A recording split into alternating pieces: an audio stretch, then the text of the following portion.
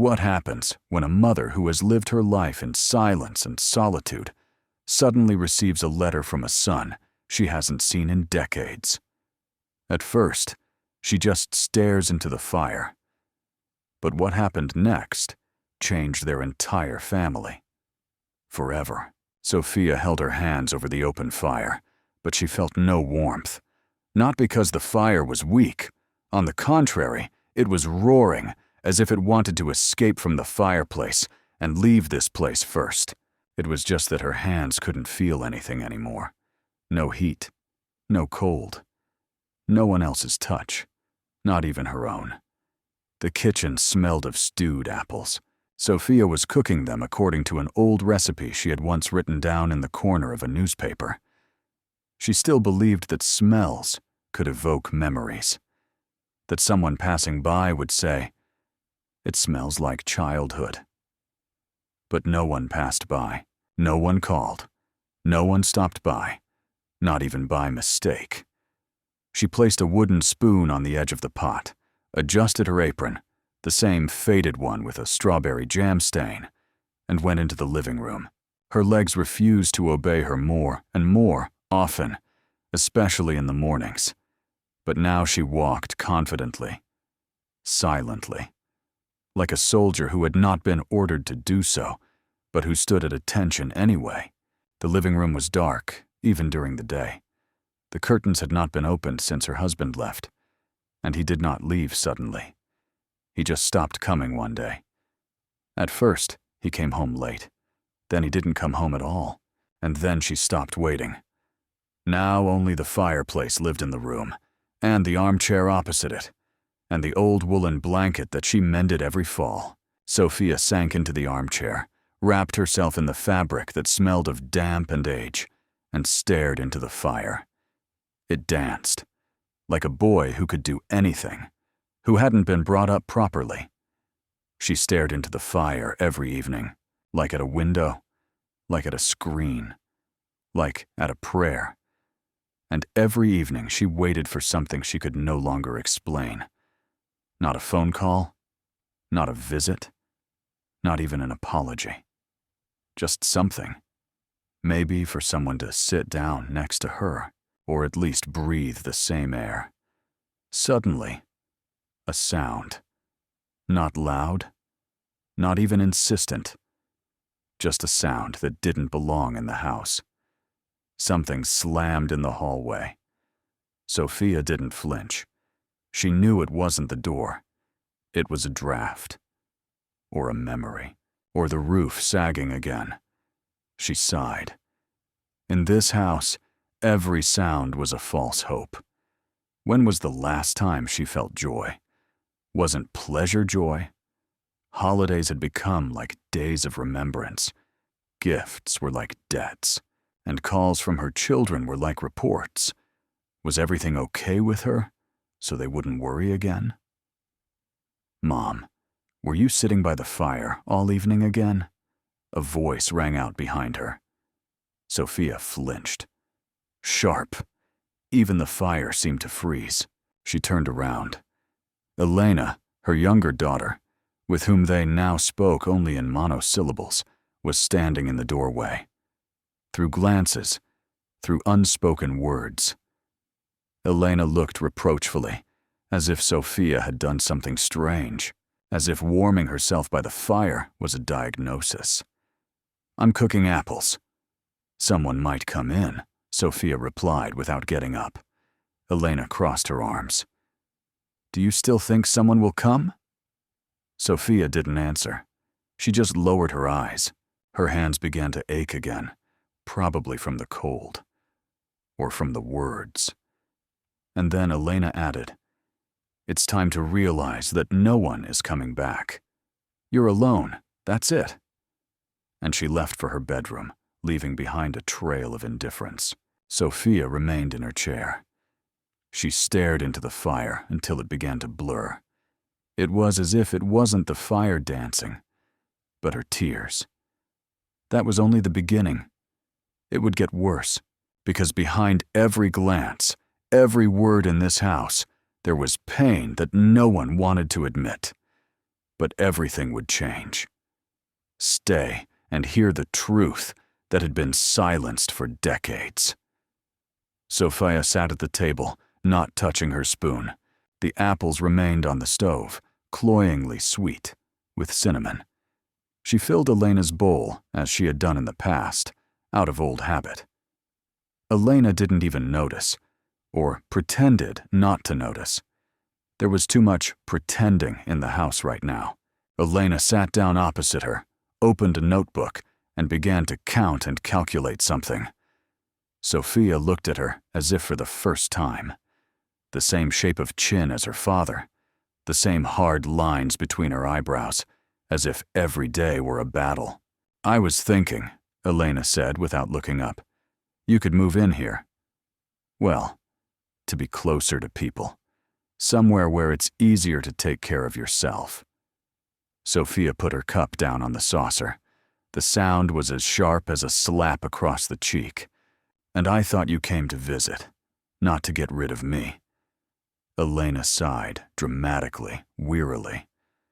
"Mom, I'm trying to help. It's winter. The roof is leaking. The stairs are creaking. You can't live in this coffin forever. I'm sorry, but this house is like a monument. To Dad. To us. To everything that doesn't work." Sophia stood up silently, went to the sideboard, took out a cloth, and began to wipe the table. Not because it was dirty. It was the only way she could keep from saying what was tearing her apart inside. Elena watched her mother fussing, trying to hide the tremor in her fingers. "You always did that," she said. "Instead of saying something, you scrub with a rag. Do you think that if the house is clean, the violence will go away?" Sophia froze. Then she turned and looked at her daughter for the first time, really looked at her, without pity, without tenderness, only with exhaustion, behind which the truth was hidden. "You talk as if you know what happened here. I lived here. That's enough. You left when I stayed, when I had to keep the house together while my father threw chairs and walls, when my brother was silent, because it was easier not to get involved. And I wiped up the blood and kept quiet, so that you could at least live until morning." Elena bit her lip. "Maybe because you let him. You were always too soft, Mom. That's why they walked all over you." Sophia didn't answer right away. She sank into a chair, as if something inside her had broken. You know, being soft doesn't mean being weak. It means remaining human when you're surrounded by animals. But maybe you're right. Only then I chose you instead of myself, and no one else chose me. The phrase hung in the air like the smell of burning, invisible, but difficult to breathe. They fell silent. Only the clock in the corner ticked like a pulse that was still alive. Sophia got up, went into the living room, and sat down again in the armchair by the fire. Her eyes showed no anger, only silence and acceptance. Elena remained in the kitchen, as if she felt cramped in her own body. Sophia thought about how few words there had been in her life, and how many there had been in glances, touches, bread on the table. But that was precisely why she was considered convenient. And being convenient meant being invisible, and being invisible meant being unnecessary. We've reached a breaking point. What happens next will shatter everything that has been held together by silence. You can't let a family built on fear and habit fall apart. What comes next is the truth, and it will be bitter. The house was a living thing. It creaked, sighed, and leaked.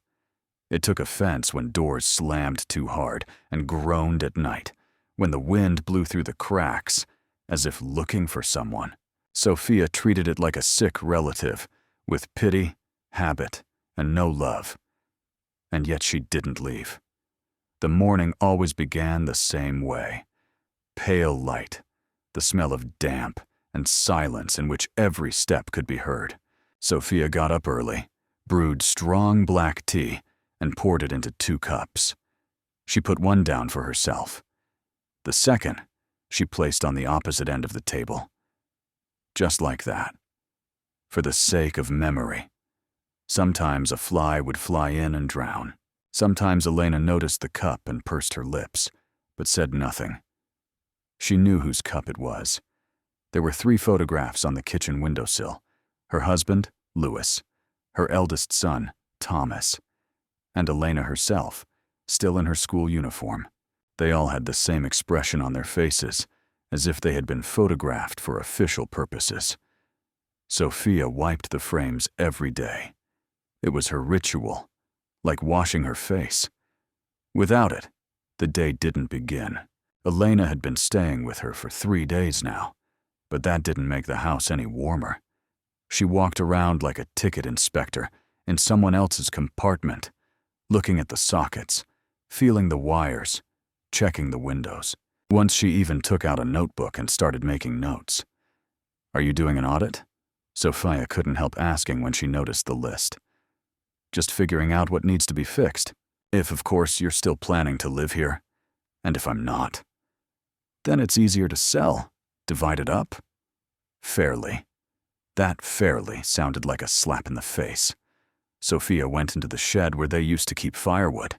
It smelled of mice, wet iron, and old winters. In the corner stood a box covered with burlap. She pulled back the cloth and looked inside. Letters. Hundreds of them.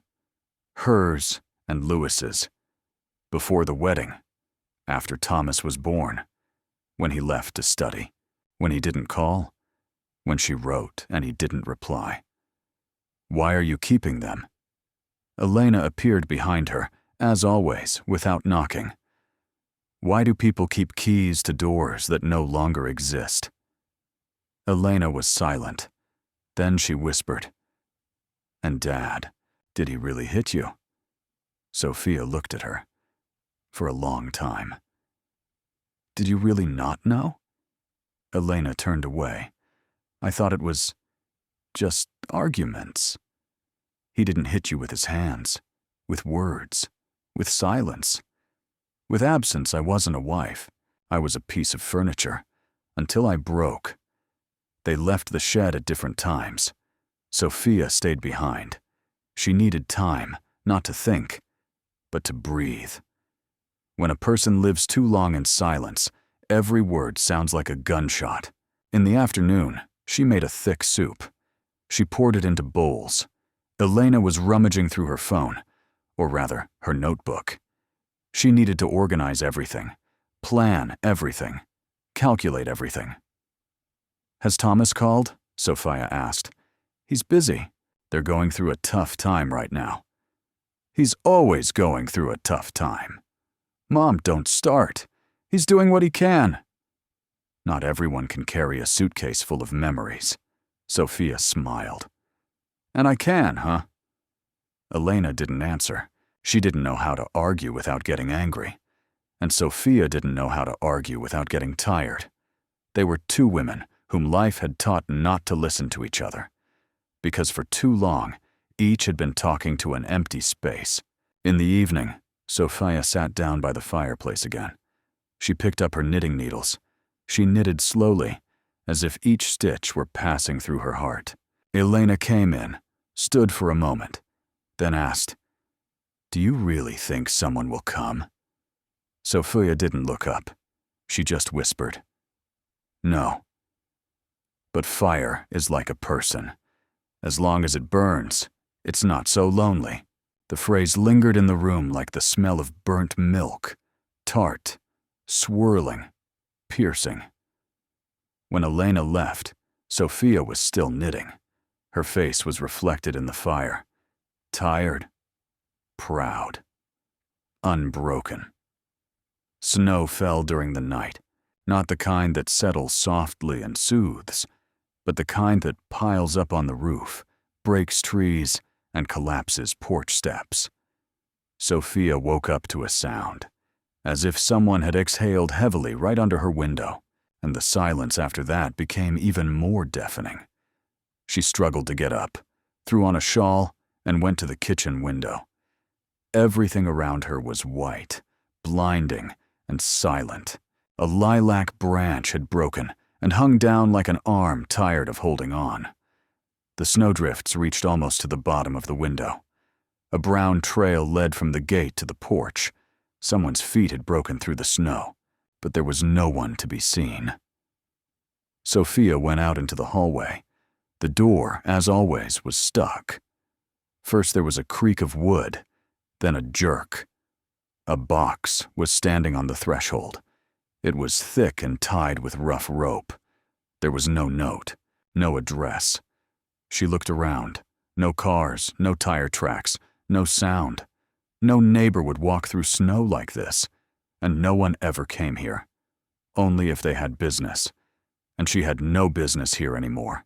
Sophia carried the box into the house and set it on the table. At first, she stared at it as if it were alive. Then she untied the rope. Inside were books, hundreds of pages covered in familiar handwriting. And on top was a photograph. It wasn't new, but it wasn't yellowed. It was her son, Thomas. He was sitting by the fireplace, wearing the same apron, against the same background. Only his gaze was unfamiliar, adult, alienated. The second item was a letter. The envelope was torn, as if someone had tried to throw it away but couldn't. Sophia opened it slowly, her fingers trembling treacherously. "Mom, I didn't know how to talk to you.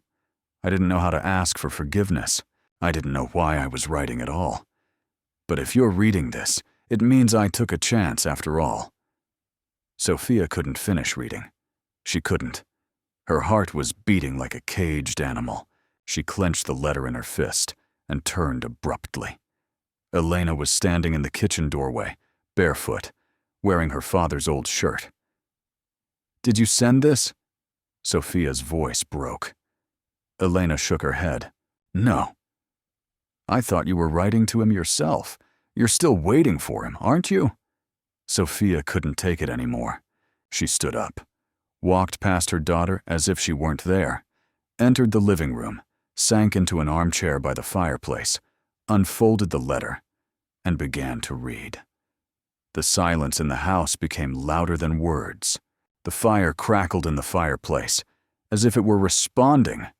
Thomas wrote about things he had never spoken of, not as a child, not as a young man, not even when he left without looking back.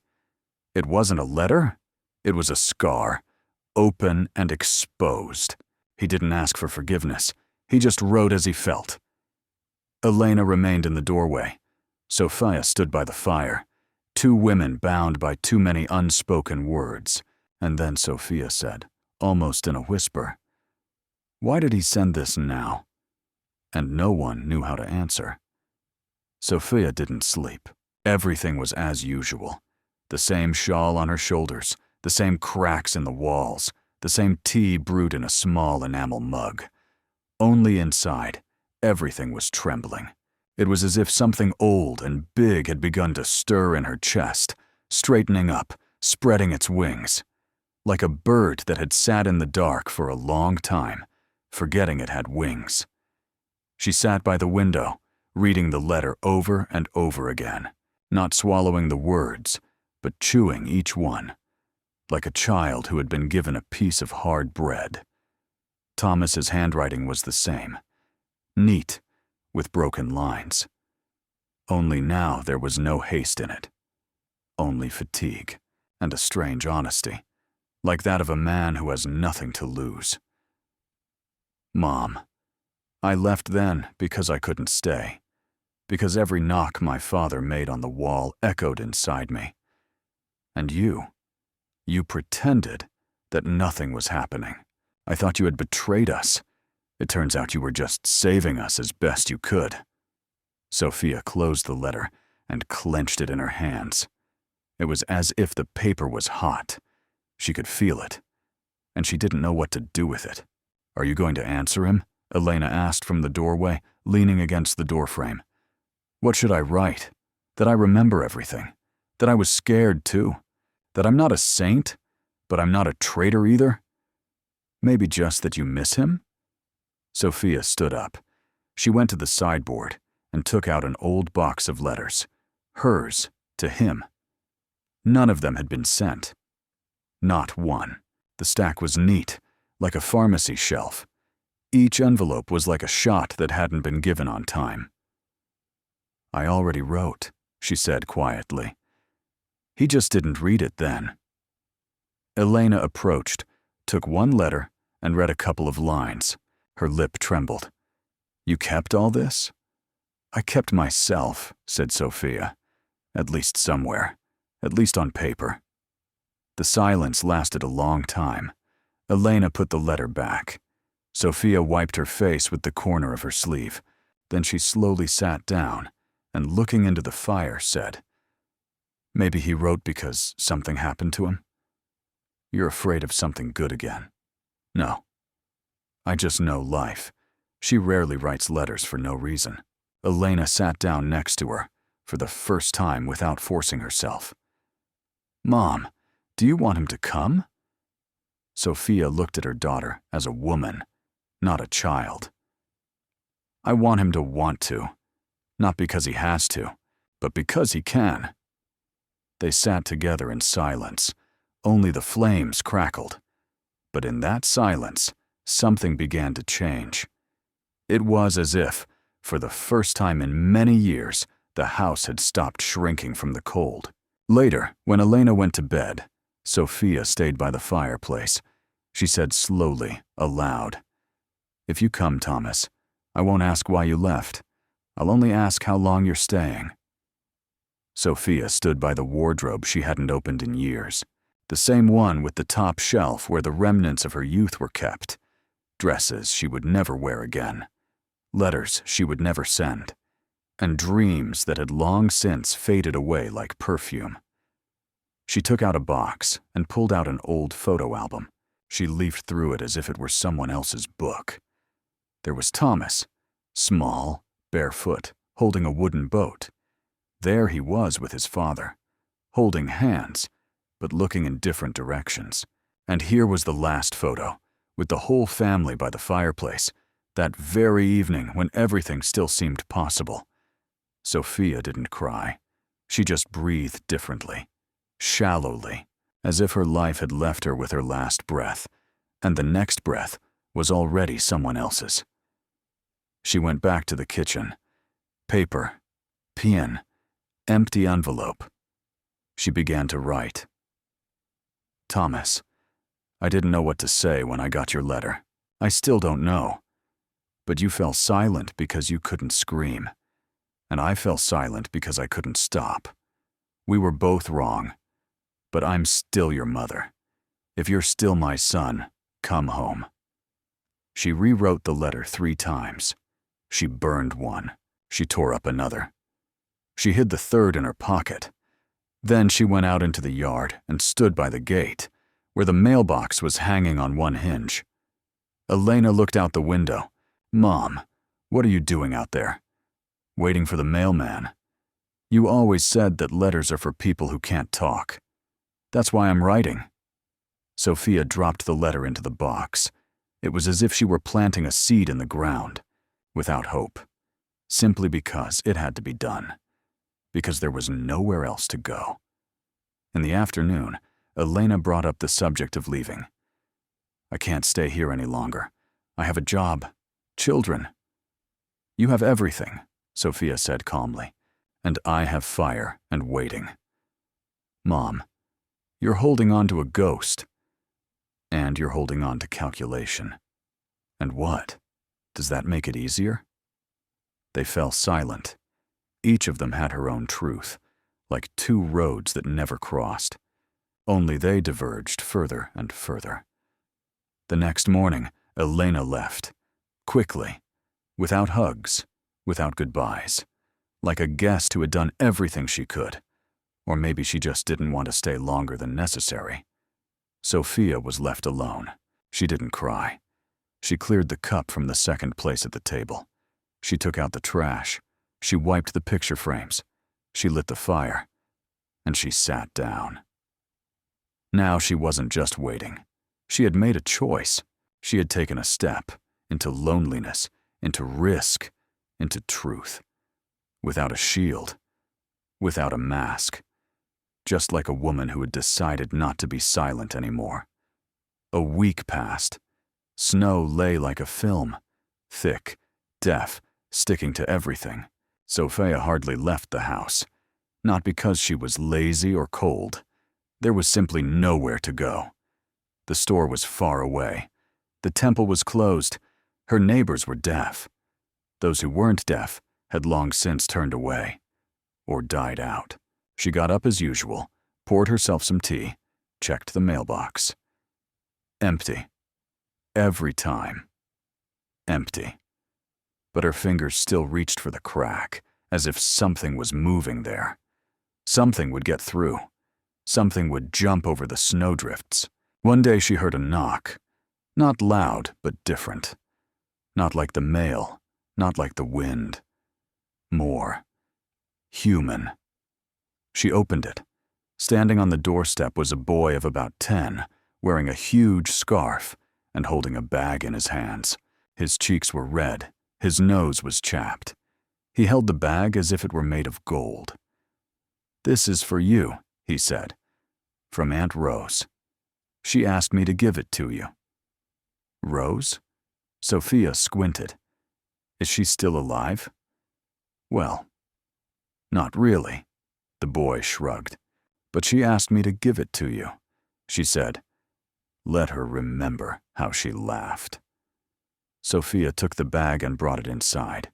She opened it. Inside was some embroidery. Old but bright. Home is not walls. It's who's around you. Signed. Your hand saved me then. Now let your memory save me. She sat down and pressed the fabric to her chest, and suddenly she remembered how young Rosa, in blue boots, had cried in the kitchen when her husband kicked her out of the house, and Sophia had simply brought her some tea, given her a blanket, and said, "You can stay as long as you need to."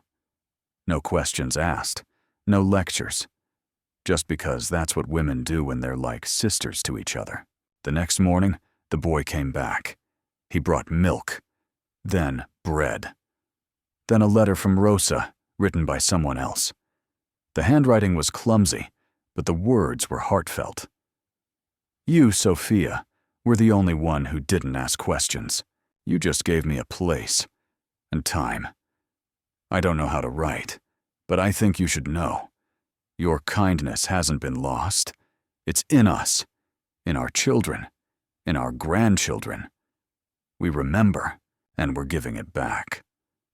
Sophia sat with the letter in her hands for a long time. Then she smiled, not bitterly, not ironically, just a real smile for the first time. What's your name? She asked the boy. Louis. She was taken aback. What? My mom named me that. She said it was after some man. My grandfather. Sophia silently handed him an apple. He took it without hesitation, gratefully. And at that moment, something inside her stirred. It was as if ice had cracked, not loudly, but forever. Because here he was, the person she hadn't been expecting, the one who had come, empty-handed, but warm, just like she had once been. Sophia had never thought that ordinary bread could smell like childhood. The bread Louis brought was crusty, slightly burnt, but warm. It reminded her of how she used to knead dough at 6 in the morning to put a piece in her son's school bag. He never said, "Thank you," but he always ate every last crumb. Now she sat by the window and broke off pieces slowly, carefully, as if it were not dough, but a memory she did not want to destroy. Louis came almost every day. He didn't ask for anything. He just brought bread, honey, an old newspaper, and a can of milk, which was almost impossible to find anymore. He would sit on the rug by the stove and tell her what his name was at school, how his classmate threw snowballs at him, how his grandmother cried at night. He spoke as he breathed, without a filter. Sophia listened. Sometimes she nodded. Sometimes she just looked. "Did you really fight with your grandfather?" he asked once. "No," she smiled. "I just slept in the same bed with him and put up with him until the end. It's harder than war." He giggled. Then he became serious. "My mom says you're a witch." "Mom's right," Sophia replied calmly. "But I'm kind, as long as you don't make me angry." He laughed, openly, with his nose turned up, like a child. And something inside her crumbled at the sound of his laughter. It was as if the room, which had been stretched tight for years, suddenly jerked and let go. On the third evening, he stayed longer. They roasted bread over an open fire, like in the old days. Sophia took out some apples and made jam, which she hadn't shared with anyone in a long time. Louis ate with his hands, burning himself, but he didn't leave. "Do you know how to write letters?" she asked. "Of course. We wrote them to Santa Claus at school." "Have you ever written to someone who's alive?" He shrugged. "Number everyone I know is here." "What about those who aren't here?" she asked. He fell silent. Then he said, "Well, I can try." Sophia took out an old envelope and gave it to him. "Write to someone you want to forgive, or to someone you need." He thought for a moment, then began to scribble. He stuck out his tongue with concentration. When he finished, he said, "Will you write one too?" "I already did," she replied, "but maybe you should write again." In the evening, when he left, Sophia remained alone by the fire, with Thomas's letter, and with a new one, freshly written. "Thomas, there was a boy here. His name is the same as your father's. He reminds me of you, not in appearance, but in his eyes, in the way he laughs, not quite trusting. I'm afraid you won't come, but even more, I'm afraid you'll come and be a stranger. I don't want to be a hero in your letter. I'm just a mother, and I'm waiting." The next morning, the letter left with the boy. Sophia didn't know if it would reach him, but inside she felt a little lighter, as if she had said what was hurting her, and the pain, spoken aloud, was no longer poison. It was medicine. Day after day, something changed in the house. Sophia began to open the curtains. She started going out onto the porch to sprinkle salt. She even planted cucumbers on the windowsill, just like when she was young. Somewhere, the need for a future returned.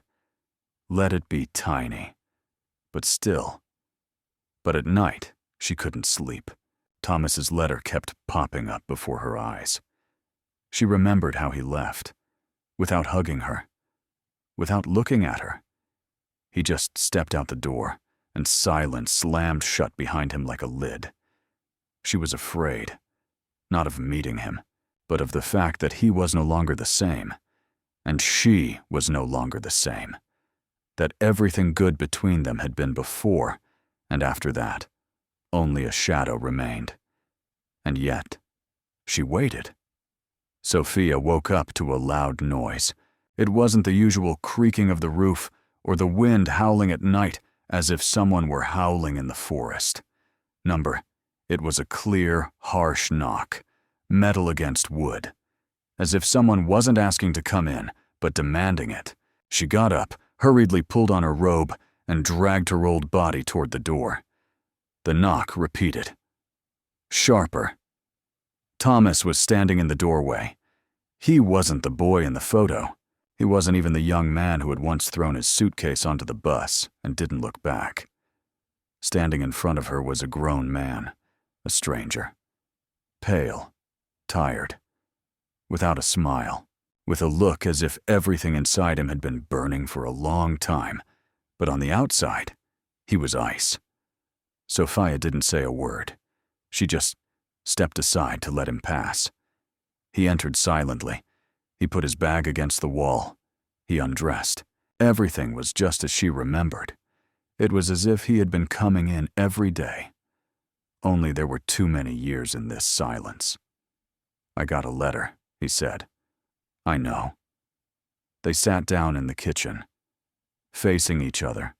Sophia put the tea on, not because she had to. It was just the way it had always been.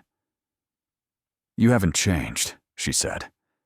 "You've changed too much," he replied. The silence between them was heavy, as if saying the wrong thing would cause it to collapse and bury them both. "I'm not here for long," he began. "I wanted to say something before it's too late." Sophia flinched. "What happened?" He was silent for a long time. Then he took a letter out of his pocket. He unfolded it. "This is from my father." Sophia turned pale. "He's alive?" "Number, he died a month ago. He had cancer. I found his note after the funeral. He wrote that he always loved you, that he didn't know how to show it, that he was afraid, that he ruined everything, and that I shouldn't repeat his mistakes." Sophia leaned back in her chair. It was as if she had been struck with her feet. "Loved you?" she whispered.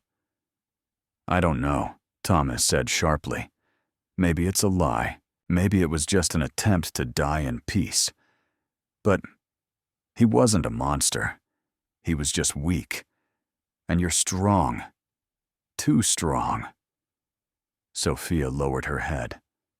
Slowly, as if a weight had been lifted from her, but there was no spine left underneath.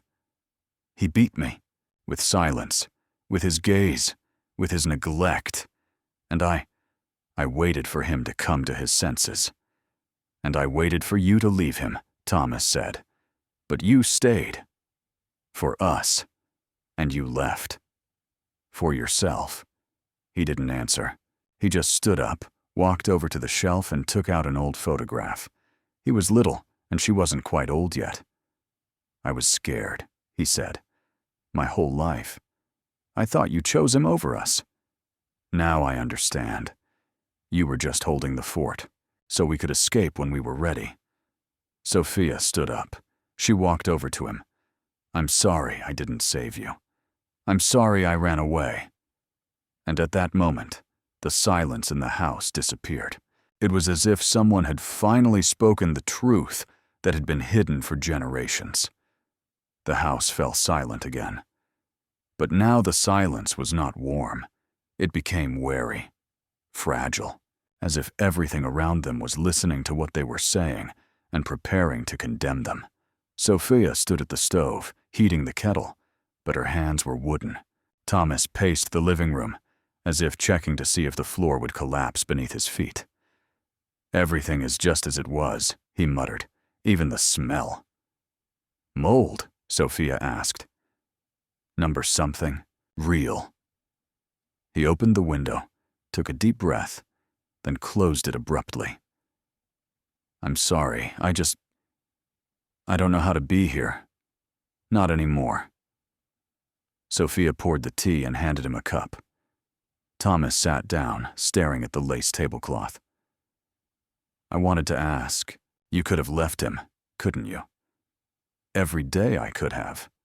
And every day I decided to stay. Because the children had to see that home wasn't an escape. At least one of us had to stay. And we hated you for it," he whispered. "We wanted you to choose us, but you chose him." Sophia sighed. "I chose the walls, so you would have somewhere to come back to when your own people betrayed you. But apparently, that was a mistake too." He stood up abruptly. "Maybe so. Maybe you didn't understand that a home without love is a cage. I didn't come here because I was afraid of becoming that boy who hid under the table again. And I'm still the woman who put a plate under the table so you wouldn't go hungry." Thomas clenched his fists. "We're still strangers. You're my mother, but you're not close to me. And you're my son, but you're not my son." The phrase stuck between them like a bone in their throats. They couldn't swallow it or spit it out. They could only remain silent and feel the pain. By evening, It had started to snow. Thomas left silently, without saying where he was going. Sophia was left alone. And all that returned with renewed force was that same longing that cannot be hidden in knitting, tea, or kindness. It was the longing of a mother who had given everything and still felt empty. An hour later, Elena arrived. Sophia was surprised. No one had called or warned her. She just burst in like a storm. Her jacket was covered in snow. Her eyes were angry. I knew he would come. But you won't tell him, will you? That you always loved him more than me? Sophia froze. What are you talking about? All my life. All my life I was there, and you looked right through me. He could leave, hurt you, keep quiet. And you still cooked for him. And you told me to be patient. Because you were patient. Because I knew you were stronger. Or maybe you just didn't love him. Sophia grabbed the back of the chair, as if the wind in the house had turned icy. I loved you both, just differently. He was lost, and you were his anchor. But it seems I've lost you too. Elena left just as suddenly, without a hug, without saying goodbye. And Sophia stayed, in an empty house, with letters, with fire, with children who had grown up but never forgiven her. And that evening, for the first time, she thought, maybe it really was all for nothing. Sophia didn't hear the door slam behind Elena. She didn't get up to see her out. She didn't even turn around. She sat by the fireplace, but she didn't look at the fire. She looked at her hands, the very hands that had raised children for so many years, kneaded dough, mended buttons, and wiped blood from the windowsill. Now they lay limp, like two empty gloves. She felt neither cold nor heat, only deafness, not even silence. Deafness, as if something inside her had snapped shut, cutting her off from the world. There was a letter from Thomas on the table. She had read it dozens of times and knew it by heart. But today she didn't even touch it. It was as if a chasm had grown between them, across which they no longer shouted or waved, but simply stood on opposite sides. Her son's bag was still standing by the wall. He had left in the morning and not returned. No note, no call, no explanation. He just disappeared. Like his father. Like her brother. Like Sophia herself once. From within herself, she walked into the room, opened the closet, pulled out that very box with the letters, knocked it onto the floor. Papers scattered like snow, only dirtier. They contained the ashes she had carried inside her for years. Each letter was unfinished, each word an attempt to reach out, and all for nothing. Sophia stood up. She went to the attic. Where there used to be a box of Christmas decorations, she found an old photograph. Her, Louis, the children. Everyone was smiling. The smiles were fake, as if someone had said, "On the count of 3, pretend we're a family." She went back downstairs and threw the photo into the fireplace. The paper caught fire quickly. She watched as the faces burned one by one. First Louis's eyes, then Thomas's lips, then hers. The flames rose, crackled, and died down, just like her. The next morning, Sophia didn't get up for tea. She didn't go to the mailbox. She didn't check to see if the boy had brought anything. The house was quiet. Too quiet. Not a sound, not a step, not a breath. She just sat there. No knitting. No book. Without hands. As if everything that was alive in her had gone, or had only been for someone else. And when that someone disappeared, she disappeared too. At noon, it started to rain. Drops tapped on the roof, seeping through the cracks. Somewhere, they dripped directly onto the floor. Sophia didn't get up. Mold would grow. So be it. There was nothing left to save anyway. An apron hung on an old chair by the window, the same one with a cherry compote stain. Sophia looked at it and suddenly realized she would never wear it again. Not for anyone. Sophia woke up early, not because she had slept enough. She just couldn't close her eyes anymore. Her body felt heavy, as if the night had left a layer of cement on her. Every movement was accompanied by a crunching sound, not of bones, but of meaning. She had no goals or habits left. Even tea seemed unnecessary. She sat by the window. Outside, the glass was fog. It was so thick that it seemed as if the world had decided to hide from her. And maybe that was right, because now there was only gray haze inside her. No anger, no desire, no faith. How many years had she kept this house? How many times had she sewn tablecloths, patched holes, cooked soup when no one was there? All so that someone would say, "You were there. Thank you." But no one ever did. Not then. Not now. "Maybe I did everything wrong," she whispered. "Maybe I should have left, given up, taken the children and disappeared. Or just said one day, 'I'm tired.' But she never said it, because mothers don't get tired. Because in villages, people don't get divorced. Because if someone hurts you with words, you smile, so your children don't cry." She got up, went to the bedroom, opened the nightstand drawer. There were old letters from her mother. Harsh, clumsy. You have to be strong. A husband isn't forever, but shame lasts a lifetime. You don't choose your family, you endure it. Sophia sat down on the bed. She took the letters. She read one, then another. And suddenly, she realized that she wasn't the only one. Her mother had also kept silent. She had also endured. And her grandmother before her. An entire generation of women, like a lump in her throat that she couldn't swallow. She clenched the letters in her fist, carried them out, threw them into the fireplace. The fire didn't catch right away, as if it didn't want to burn the truth. But then it accepted it. The flames became soft, almost kind, and in that crackling, Sophia heard, finally, silence. Pure, not deafening, not oppressive, just silence. She closed her eyes. She remembered Thomas as a little boy, how he fell asleep nestled against her side, how he always asked for a bedtime story, even when he was already too old for them, and how he once said, "Mom, you always put up with everything." Why?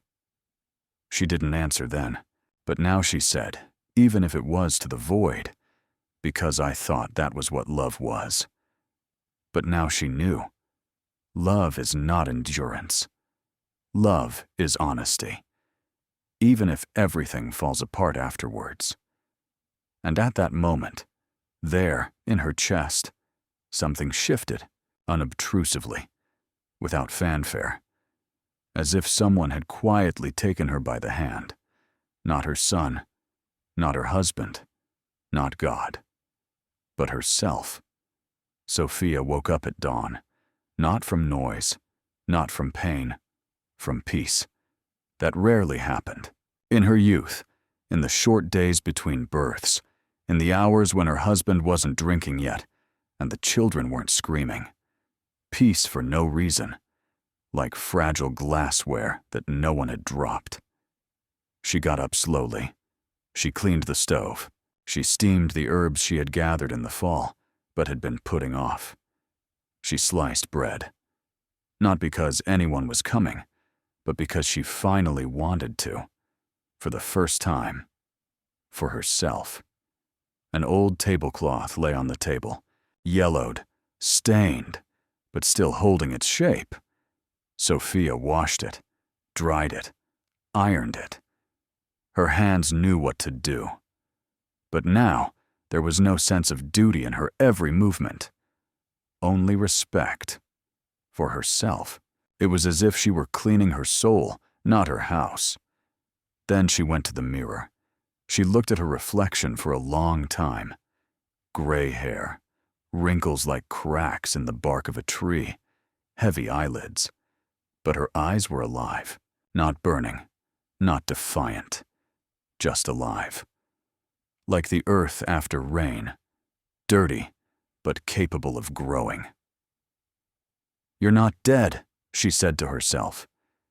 And that's a lot.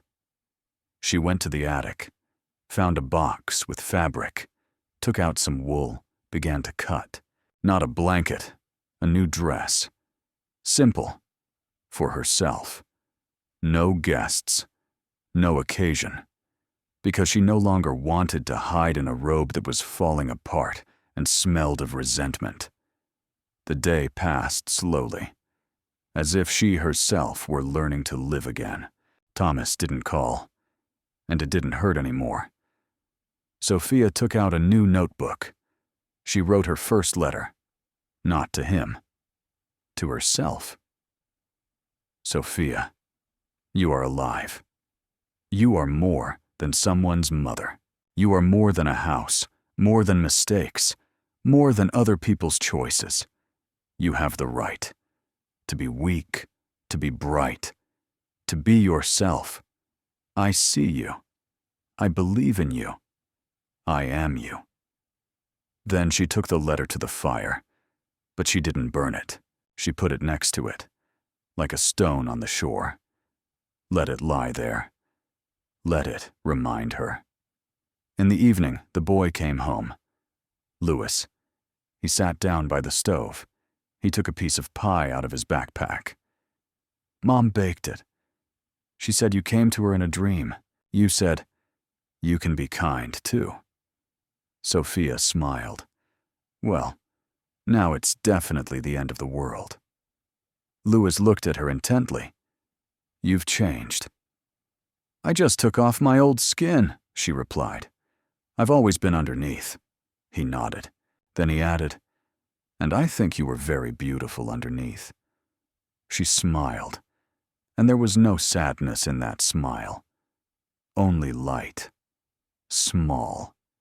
Like coal in ashes. The next day, Thomas returned. Without warning. Without a call. He simply opened the gate, walked across the creaky boards of the porch, and knocked. Hesitantly. Like an unwelcome guest who had come anyway.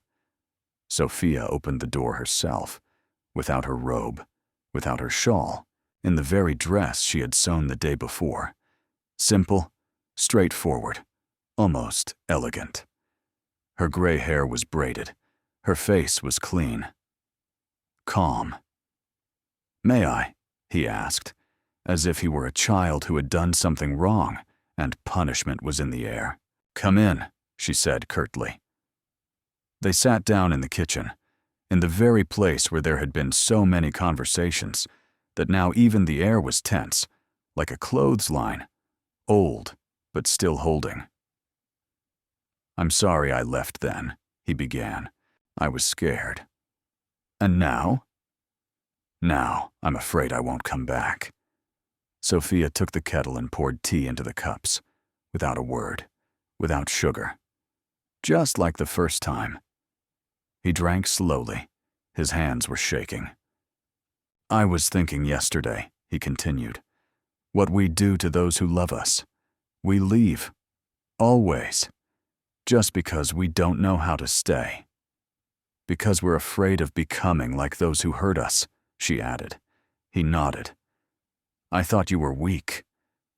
But it turns out you were holding us all together, with one hand. And you never complained. Sophia looked straight at him. And I thought you had abandoned me. But it turns out, you just didn't know how to come back. They fell silent. Then Thomas stood up. He walked over to her, sat down next to her, took her hand, the very one with the abrasions, the veins, the memories, and kissed it silently. I want to stay, he said quietly. Not forever. but at least for a little while, until you kick me out."